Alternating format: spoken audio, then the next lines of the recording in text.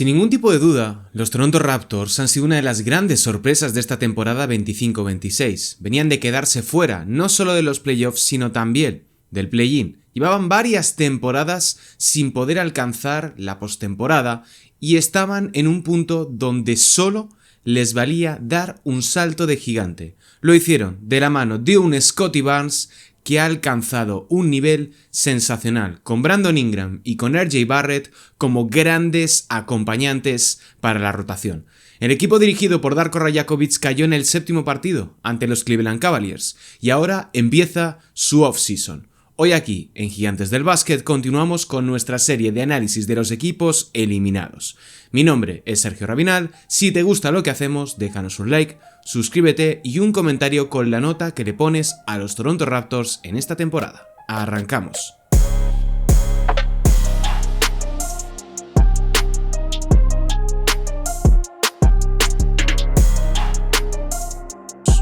Hola, ¿qué tal? Bienvenidos un día más aquí a Gigantes del Básquet. Seguimos con esta serie de los equipos eliminados de la contienda por el anillo de la NBA. Si ayer le dedicábamos ese vídeo a los Orlando Magic, que también perdieron en el séptimo partido, hoy le llega el turno a los Toronto Raptors, que en mi opinión han sido una de las grandes y gratas sorpresas de esta última temporada en la NBA. No tenía muchas esperanzas respecto del conjunto de Canadá porque viendo la plantilla, viendo los jugadores que estaban involucrados, no tenía muchas esperanzas de que pudiesen dar un salto como este, de pasar de quedarse fuera de la pelea por el play-in a ser un equipo de playoffs entrando de manera directa a la contienda por la postemporada. Vieron debutar en esta campaña a Brandon Ingram, al cual traspasaron por él en el mes de febrero de 2025, lo puse como una de mis grandes decepciones del trade deadline de 2025, le renovaron sin tan siquiera debutar, sin tan siquiera pisar cancha, y la realidad es que, al menos durante la primera mitad de la temporada, Brandon Ingram fue un jugador sensacional, que tuvo noches espectaculares desde el punto de vista de la anotación. Eso sí, cuando ha llegado la hora de la verdad, bien sea por una serie de problemas físicos o por encaje, porque la verdad es que el rendimiento de Brandon Ingram en estos playoffs ha sido bastante deficiente. Ha dejado mucho que desear el ex de los Lakers y de los Pelicans. Y una temporada de los Raptors que la verdad es que no empezó en absoluto bien. Un balance de 1 victoria y 4 derrotas tras los primeros 5 partidos disputados. Darko Rajakovic estaba en el punto de mira y a partir de ese tramo consiguieron darle la vuelta. 14 victorias y 5 derrotas, incluyendo un lapso de 9 victorias consecutivas. Entran en velocidad de crucero y a la mitad de la campaña se colocan con 24 triunfos y 17 triunfos establecidos, digamos, en la zona noble de la conferencia este, en una conferencia bastante loca y que ha tenido bastantes cambios a lo largo de la campaña. Llegan con 32-23 a la pausa del All-Star, bastante margen respecto del 50% de victorias, y acaban con un récord de 46 triunfos y 36 derrotas. Quintos del este, buenas sensaciones y al fin de regreso en los playoffs. Con esto yo creo que ya habían cumplido con creces el objetivo de la temporada.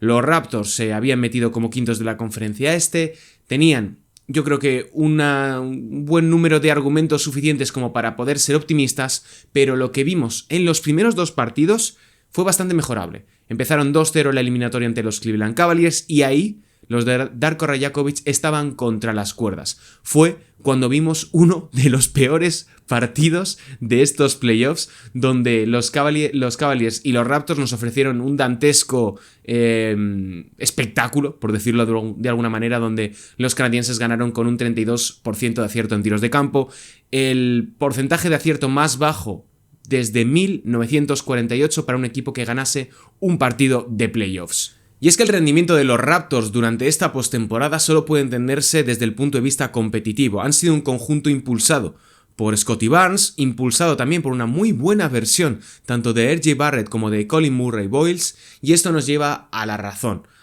por la cual han sido eliminados. Y es que hay 2 bajas importantísimas en la rotación de estos Toronto Raptors, como es, primero, Immanuel Quickley, que no ha disputado un solo minuto en estos playoffs, y en segundo lugar la mencionada de Brandon Ingram, que se lesiona a partir de la primera mitad del quinto partido, no regresa ni en el sexto ni en el séptimo, y la verdad es que eso les ha venido mucho mejor de lo que cabría esperar a los Toronto Raptors. Sí, han sido eliminados, sí, llegaron a ser quintos también en parte al rendimiento de Brandon Ingram, pero viendo los encuentros, tú veías a Darko Rajakovic y estaba deseando tener una excusa para poder mandarle al banquillo y poder poner a Jacoby Walter, a Jamal Shead, a Jamison Battle, o sea, a jugadores que verdaderamente ofreciesen un buen rendimiento en defensa y que encajasen mejor junto con Scottie Barnes. Un Scottie Barnes que yo he de decir que a muchos les ha sorprendido este rendimiento del jugador estadounidense, pero llevo mucho tiempo insistiendo en que Scottie Barnes es una de las grandes estrellas infravaloradas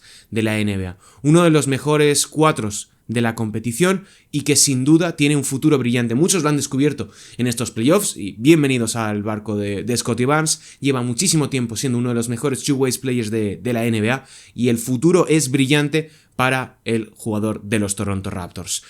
Pierden también y son eliminados por el factor Jakob Poeltl. El jugador austriaco ha sido absolutamente injugable durante toda la eliminatoria. Ha tenido algún momento donde dices, bueno, puede tener 10 minutos de una mínima calidad para darle descanso a un rookie como Colin Murray-Boyles, pero viendo el contrato que tiene el jugador austríaco, la verdad es que yo me echaría a temblar si fuese aficionado de los Toronto Raptors. Es lento, es incapaz en defensa y está muy mermado por las lesiones de espalda que ha arrastrado durante toda la temporada. Y al final, las rotaciones de Toronto Raptors con las lesiones de Quickley y con las lesiones de Brandon Ingram y el factor Jakob Poeltl, pues es lo que les condena en ese séptimo partido, donde los Cleveland Cavaliers no juegan especialmente bien, pero sí que consiguen al menos rematar la eliminatoria y pasar de ronda, que no es poco. Me ha gustado mucho Colin Murray-Boyles, me ha convencido bastante RJ Barrett, y qué decir de Jacoby Walter, de Jamal Shead y sobre todo también de Sandro Mamukelashvili, que va a ser un gran protagonista en este vídeo.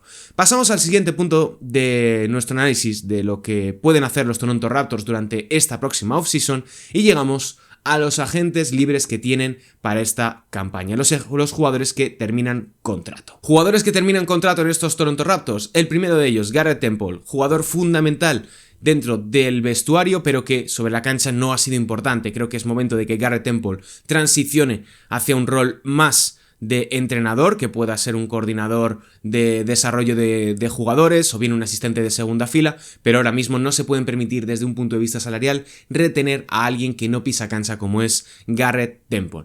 Luego está el caso de AJ Lawson, que ha sido un jugador correcto de fondo de rotación, y luego dos jugadores que, bueno, han sido two-ways como Aliyah Martin y Chucky Hepburn, que bueno, no van a renovarles, no van a continuar su trayectoria en estos Toronto Raptors. Luego está la cuestión de Sandro Mamukelashvili, que tiene una opción de jugador por 2,8 millones. Corren el riesgo de perder al jugador georgiano por una cuestión salarial. Sandro Mamukelashvili va a cobrar y merece cobrar mucho más de 2,8 millones de dólares la próxima campaña. Va a rechazar casi con total seguridad esa opción de jugador y el problema para los Toronto Raptors es que no tienen la capacidad de renovarle, salvo que le den prácticamente toda su excepción de nivel medio por valor de 15 millones de dólares. Podrían extenderle por un 8% del límite salarial, que ascendería a unos 41,5 millones repartidos en 3 temporadas, o bien directamente darle, lo que digo, la excepción de nivel medio. Pero al no tener límite salarial, al no tener espacio salarial, que la analizaré un poco más adelante, y no tener tampoco sus derechos ver, van a tener que soñar con que el jugador georgiano quiera esperar y quiera quedarse en estos Toronto Raptors. Para tener los early bird rights, que sería lo que les permitiría a los Toronto Raptors renovar a Sandro Mamukelashvili a futuro, superando considerablemente el límite salarial, tendrían que esperar a la próxima temporada y no traspasarle. Así que para el jugador georgiano lo más interesante es salir ahora mismo al mercado, ver qué les ofrecen en última instancia y poder elegir un destino más favorable desde el punto de vista salarial. Por otro lado, tienen opciones de equipo de Trayce Jackson-Davis, de Jonathan Bogbo y de Jamal Shead que evidentemente van a aceptar. Así que en ese sentido ya están bastante completos, lo cual nos lleva a extensiones a la vista. Tienen la de RJ Barrett, que para mí es un sí a ciegas. Yo tenía muchas dudas con R.J. Barrett cuando llegó desde los New York Knicks. Él ya ha declarado que quiere pasar el resto de su carrera jugando en Toronto. No es extraño, es de la casa, es canadiense y pues bueno, para todo jugador canadiense jugar en los Raptors pues tiene que ser un sueño. Yo aquí tengo dos escenarios. Uno por el 22% del límite salarial y otro por el 20%. Esto se traduciría en una extensión de 4 años, la primera por el 22% del límite salarial, 162,6 millones repartidos en 4 temporadas, lo cual es bastante pasta, pero es un 22% del límite salarial, no es tanto como parece. Por otro lado, por un 20% del límite salarial podrían ofrecerle 159,1 millones repartidos en 4 años. La primera son unos 40 millones de media y la segunda 39,7 millones con un ascenso del 8% de salario de una temporada a otra. Así que, en mi opinión, estos son los números en los que debería moverse la extensión de R.J. Barrett dado el contexto actual de la NBA. Es mucha pasta, sé que 40 millones es un montón de dinero, pero no os tenéis que fijar en el monto final, sino en el porcentaje respecto del límite salarial. Cuando estamos hablando de que el límite salarial son 165 millones de dólares proyectados para la próxima temporada, hablar de un 20% no es tanto cuando hay jugadores cobrando un 30, un 35%, que es un super máximo. Luego, tienen la extensión de Grady Dick, que la próxima campaña será agente libre restringido. Yo me la jugaría e incluso miraría el mercado del tirador de Grady Dick, que ha sido una gran decepción esta temporada después de tener 2 primeros años bastante prometedores. Luego tienen la opción de renovar a Jamal Shead, que yo me lo plantearía, aunque quizá podrían esperar dadas las circunstancias salariales, y en última instancia la de Jonathan Mogbo, que también me esperaría.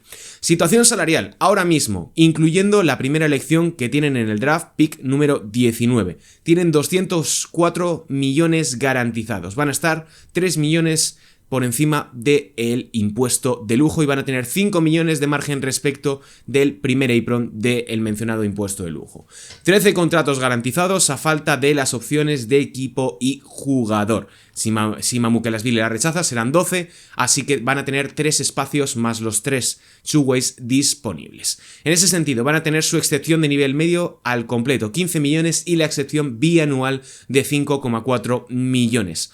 Por último, tienen una excepción de traspaso por valor de 6,4 millones. Vamos a explicar su situación salarial antes de pasar a mi plan, a pasar a lo que creo que deberían hacer los Toronto Raptors. Dado que están a tan solo 5 millones respecto del primer apron del impuesto de lujo, no van a poder utilizar su excepción de nivel medio de 15 millones completa. Tampoco podrían utilizar su excepción de nivel medio al completo. Para ello tendrían primero que liberar salarios. Estoy mirando a Immanuel Quickley, estoy mirando a Brandon Ingram, estoy mirando sobre todo a Jacob Poeltl. Y para llevarlo a cabo tendrían primero que entregar muchos activos de draft. Algo que históricamente el conjunto canadiense ha sido bastante reticente a llevar a cabo. Ahora sí, pasamos al draft y después con el plan. Pick número 19 de esta primera ronda, yo con esa elección iría a por un pivot, sea quien sea, necesitan un interior que acompañe a Colin Murray-Boyles y pueda suplir en última instancia a Jacob Poeltl en el momento en el que esté lesionado, porque se va a acabar lesionando. Y pick 49 de segunda ronda, llegados a ese punto, es la último tercio de la segunda ronda, yo iría por un tirador o a por el mejor jugador en términos de encaje y le ofrecería un contrato two-way. Ahora sí, pasamos a qué deben hacer los Toronto Raptors de cara a este mercado. Primero, R.J. Barrett debe ser una prioridad. Ya os he hablado de los números en los cuales debería moverse la extensión de R.J. Barrett. Para que os hagáis una idea, os he hablado de entre un 20 y un 22% del límite salarial. Immanuel Quickley va a cobrar un 19% del límite salarial. Eso fue un error mayúsculo de Masai Ujiri darle ese dineral, pero bueno, eso ya forma parte del pasado. Ahora va a ser general manager de los Dallas Mavericks y va a ser un problema para los tejanos. Pero lejos de esto, para poder operar, para poder realizar los movimientos necesarios que tiene que hacer este equipo, tienen primero que liberarse del salario de Immanuel Quickley, liberarse del salario de Jacob Poeltl y plantearse un escenario donde puedan desprenderse de Brandon Ingram. Es decir, construir un equipo alrededor de Scottie Barnes, de R.J. Barrett, de Colin Murray-Boyles y del pick que puedan conseguir en esta lotería, que incluso podrían hacer un trade-up para ir a por un pick 10, pick 8 o lo que sea. Tienen activos suficientes como para poder convencer a un equipo que no tenga mucho interés en elegir alto en el draft. A mí se me ocurre un escenario con el cual podrían ahorrar cierta cantidad de dinero y mejorar al mismo tiempo su plantilla de cara a la próxima temporada. Podrían hacer una operación a pelo, simplemente Fred VanVleet a cambio de Immanuel Quickley, que a mí, ya lo mencioné en el caso de los Houston Rockets, me encajaría bastante, pero también podrían darle un poquito la vuelta y hacer un traspaso que incluyese Immanuel Quickley y Grady Dick, más picks o lo que sea, a cambio de Fred VanVleet y Dorian Finney-Smith, o al revés, que los Houston Rockets entregasen algún tipo de compensación en forma de draft. Mientras que Immanuel Quickley cobra 32 millones y les quedan varias temporadas por delante, y Grady Dick podría ser una adición interesante para una rotación que necesita tiradores, como es la de los Houston Rockets, Fred VanVleet es un jugador que va a salir de una lesión, que tiene también una opción de jugador, esta sí, por 25 millones, y en última instancia es un jugador crecido en los Toronto Raptors, que debe toda su trayectoria a la franquicia canadiense y que ahora mismo en este punto de su trayectoria podría interesarle retornar a Toronto, poder renovar a la baja por 2-3 años y finiquitar ahí su trayectoria. Sería un cierre magnífico para la carrera de Fred VanVleet y un jugador que ahora mismo en Houston Rockets yo creo que estarían planteándose desprenderse de él para añadir jugadores que puedan ayudar a esa rotación. Por otro lado, Jakob Poeltl, en mi opinión, me parece absolutamente inamovible con ese contrato terrorífico que tiene. Os recomiendo acudir a Spotrac para ver el contrato y el desglose anual de lo que va a cobrar el pívot austríaco. Brandon Ingram, a pesar de que cobra mucho y que creo que en playoffs es un jugador que suma de manera negativa, pese a que sea un grandísimo anotador, un jugador individualmente increíble. A mí me encanta ver jugar a Brandon Ingram, pero si yo soy un general manager, ahora mismo estaría planteándome escenarios para poder desprenderme de él. No obstante, sigue siendo un jugador que te va a ayudar muchísimo en temporada regular. Luego está la cuestión que os mencionaba de Sandro Mamukelashvili, que me parece bastante difícil que puedan extenderle. Sería ideal renovarle, pero creo que va a cobrar mucho más que los 2,8 millones que tiene previstos de cara a la próxima temporada. En el mercado va a poder recibir bastante más, sea un sign and trade o sea simplemente con la excepción de nivel medio o un poquito más. Creo que el georgiano se ha ganado el interés de muchos equipos y eso va a hacer que los Toronto Raptors tengan que mirar al mercado para conseguir un 4,5, 5 en esa función de interior polivalente, sea en el draft o sea en el mercado de traspasos o agentes libres. En ese sentido, si miro a la agencia libre, estoy pensando en Mo Wagner, estoy pensando en Goldin, el jugador novato de los Miami Heat, que ha sido two-way y que creo que puede ser un jugador muy interesante si la franquicia de Florida no le renueva y no le hace un contrato two-way o un contrato estándar.